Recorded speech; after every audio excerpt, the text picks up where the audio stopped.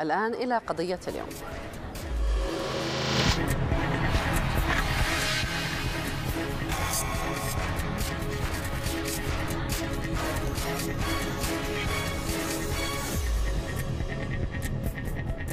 حققت الأندية العربية بداية جيدة في المسابقتين القاريتين باستثناء الأهلي المصري الذي تعادل على أرضه، فيما سجلت باقي كبرى الأندية بداية موفقة في بطولتي دوري الأبطال وكأس الاتحاد الإفريقي. بعد أن أضاع فرصة الظفر باللقب السادس له في دوري الأبطال الموسم الماضي، عاد الزمالك لخوض غمار المنافسة الإفريقية من بوابة المجموعة الثانية المؤهلة لربع نهائي المسابقة بفوز مطمئن على كابس يونايتد الزيمبابوي بهدفين دون رد.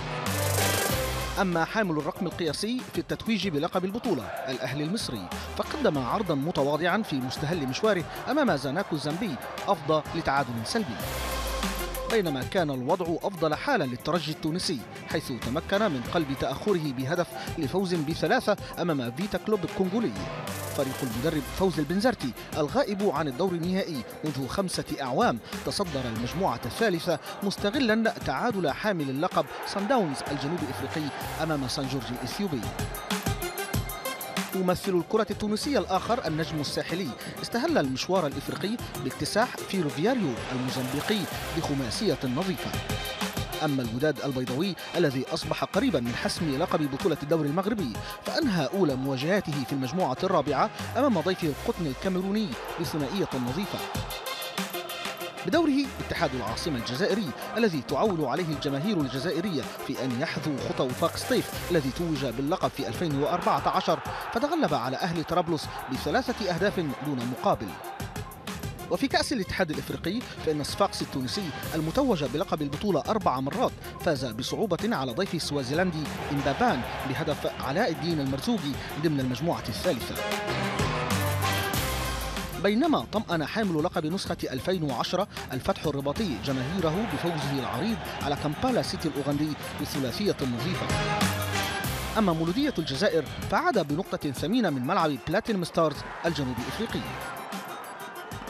للحديث عن كل ذلك نرحب بضيفنا في الاستوديو أيمن منصور المحلل بقنوات بين سبورتس ونجم الزمالك والمنتخب المصري سابقا. أهلا بك معنا. أهلا وسهلا بك، ربنا يخليك. أهلا بك. بداية نريد أن نؤكد أننا سعداء لهذه النتائج الإيجابية.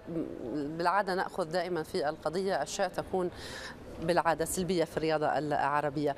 المنتخبات أو الفرق العربية كلها سجلت نتائج إيجابية جدا، طبعا باستثناء الأهلي الذي دخل ربما متحفظا في هذه البطولة بتعادله. نبدأ بالمجموعة الأولى، النجم الساحلي، المريخ، الهلال، وفيرا فيارو الموزمبيقي. يعني أنا شايف إن طبعا دوري أبطال أفريقيا منافسة ليست بالسهلة طبعا، وفي فرق طبعا زي حاملة اللقب النادي الأهلي 7 بطولات، يعني يمكن أخفق في المباراة الأولانية، وأنا بقول أخفق لأنه ملعبه وتعادل مع طبعا زاناكو الزامبي. فانا شايف ان المجموعه الاولى طبعا النجم الساحلي والهلال والمريخ وفيروفارو. طبعا النجم الساحلي يعني يمكن فاز واخذ ال3 نقاط وبنتيجه اهداف كبيره، ومعاه المريخ والهلال السوداني طبعا اتعادلوا في الاثنين من السودان طبعا، وتعادلوا بنتيجه ايجابيه 1-1.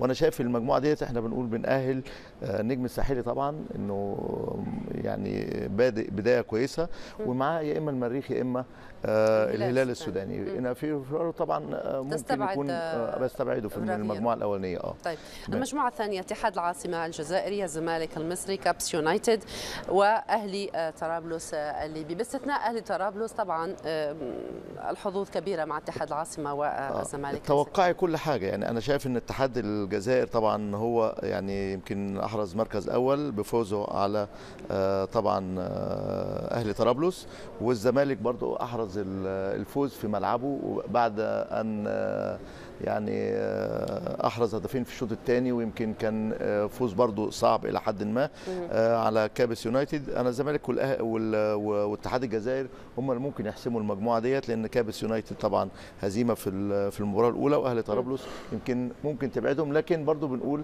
ان في مواجهات لسه دور اول ودور ثاني، فديت ممكن تقرب المجال. لكن انا برشح اتحاد الجزائر والزمالك للمجموعه ديت اللي هي المجموعه لا الثانيه. يمكن ان يرجع اهلي طرابلس في النتيجه في مباريات الجولات القادمه؟ لا يعني احنا ممكن يخش حسب المستوى الذي قدمه حسب المستوى اللي قدمه، بس انا بقول ان اهلي طرابلس ممكن يخش كثالث كمنافس ثالث، لكن برضه هتبقى منافسه يعني صعبه بينهم وبين اتحاد الجزائر وبين الزمالك. طبعا انا الهزيمه اللي هي الاولى لاهلي طرابلس ديت بتخلي في علامات استفهام كتيره جدا، ممكن لو كسب المباراه القادمه ممكن تدخله في المجموعه، لكن احنا بنقول ايه، النفس الطويل هو اللي هيمشي، وخاصه ان جمع النقاط هي اللي بتحدد مين اللي اقوى في المجموعه. فانا شايف ان الزمالك واتحاد الجزائر هم الاقرب لاحتلال البدايه المركز جيده الاول حتى الان، ومعاهم الثالث اللي هو الاهلي طرابلس.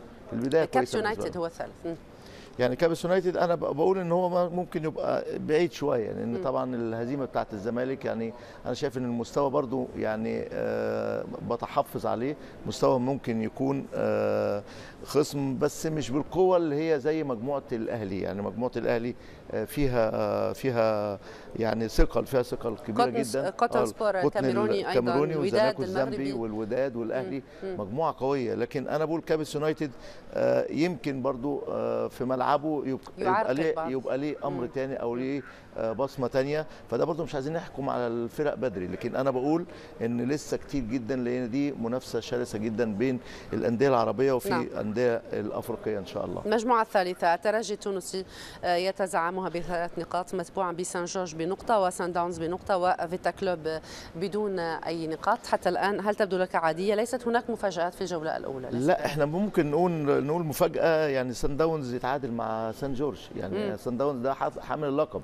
فبالتالي برضو انا شايف ان سان داونز اللي هو الجنوب افريقي ليه ثقه اللعيبه، بس ممكن يكون خد المباراه مش على مش بجديه، فبالتالي اتعادل مع سان جورج، ودي كانت المفاجاه ان سان جورج بيقول انا متواجد اهوت، لكن برضو بنقول الترجي عايزين نديله حقه ان هو حسب قدام فيتا كلوب في المباراه الاولى، ويمكن هزم فيتا كلوب ب3 أهداف مقابل هدف واحرز 3 نقاط، ويمكن بتصدر المجموعه. يمكن المجموعه ديت برضو نقدر نقول عليها يعني ما تعرفيش برضو مين اللي هيصعد فيها، لكن الترجي ممكن يكون الاقرب، لكن سان داونز ممكن برضو نقول ان هو ممكن يحصل على رغم تعادله في الاول، لكن سان جورج برضو فاجئ الجميع ان هو يتعادل مع حامل اللقب، فدي حاجه كبيره جدا، ويمكن بيقول انا متواجد في المجموعه ديت، وبرضو اكيد الفرقه تعمل له حساب كبير جدا بالنسبه لسان جورج يعني عشان نديله حقه بصراحه. نعم هذه المجموعه يصعب تحديد الفريقين. لا انا بقول سان داونز والترجي، يعني انا ده اللي هي الفتره المجبره، لكن بيقول سان جورج بيقول انا موجود، انا متواجد بتعادلي مع حامل اللقب، فبالتالي ديت يعني حاجه بيقول انا يعني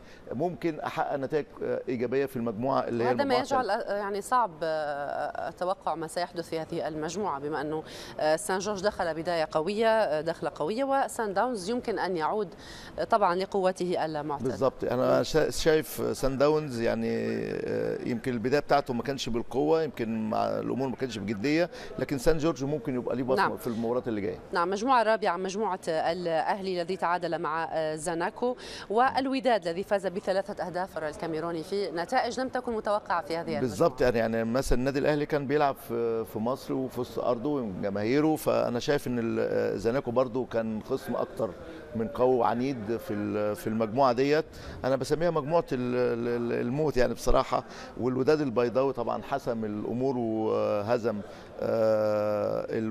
القطن الكاميروني بهدفين واحرز 3 نقاط تصدر بهم المجموعه، وتعادل النادي الاهلي مع زاناكو الزامبي. انا شايف ان دي برضو خطوه مش بعيده، لان النادي الاهلي دايما يعني عودنا ان هو الانتصارات دايما، وخاصه في دوري المجموعات، يعني دوري المجموعات ان انا بيحترم الخصم تماما، لكن انا شايف النادي الاهلي والوداد هم وزاناكو الزامبي هم الاقرب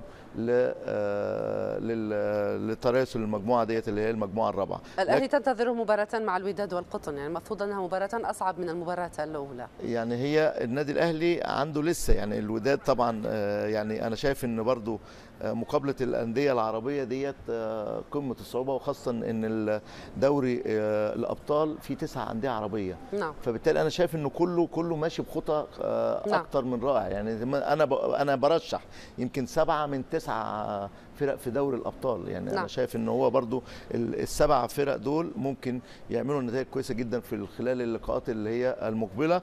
لكن انا بقول برضو ما نقدرش نحدد قوي نعم. ان تعادل النادي الاهلي وزناكو الزامبي مش نتيجه طبيعيه نقدر نقول ان زناكو خد. نعم. المرد. نتحول الى كاس الاتحاد الافريقي، المجموعات الثلاث الاولى تتصدرها فرق عربيه، الفتح الرباطي النادي الافريقي في المجموعه الاولى، النادي الصفاقسي ومولوديه الجزائر في الثانيه والثالثه، هلال ابيض النادي العربي الوحيد يقبع في الاولى، سموحه هو الاخير نعم في المركز الثالث والرابع. تعليقك على كل هذه النتائج؟ والله انا شايف ان برضو كاس الكونفدراليه يعني في 6 فرق عربيه، وده برضو حظوظهم كلهم كويسه. يمكن برضو بتوقع 5 فرق من ال6 فرق العربيه ديت، وخاصه ان الاتحاد الافريقي كان عمل برضو حاجه كويسه جدا ان هو زود المكافآت ل 2.5 مليون دولار. كانت في الاول 1.5 مليون، وبعد كده برضو في الكونفدراليه زودها بدل ما كان 660 الى دلوقتي 1.5 مليون وربع دولار. فانا شايف المجموعه الاولى الفتح الرباط طبعا بادئ بدايه كويسه جدا واكثر من رائعه، والنادي الافريقي برضو بادئ بدايه كويسه بفوزه على الفتح الرباطي على كامبالا سيتي، طبعا احرز 3 نقاط، والنادي الافريقي على ليفرز يونايتد اللي هو بطل نيجيريا واحرز 3 نقاط، وهم متصدرين المجموعه بالنسبه للمجموعه الاولى اللي هو الفتح الرباطي المغربي والنادي الافريقي. فانا شايف دي خطوه كبيره جدا. نعم، عموما كل النتائج تقريبا جيده وايجابيه. شكرا جزيلا لك ايمن منصور، محلل بقنوات مي سبورت وطبعا نجم الكره المصريه. الله يخليك، انا بشكرك، ربنا يخليك.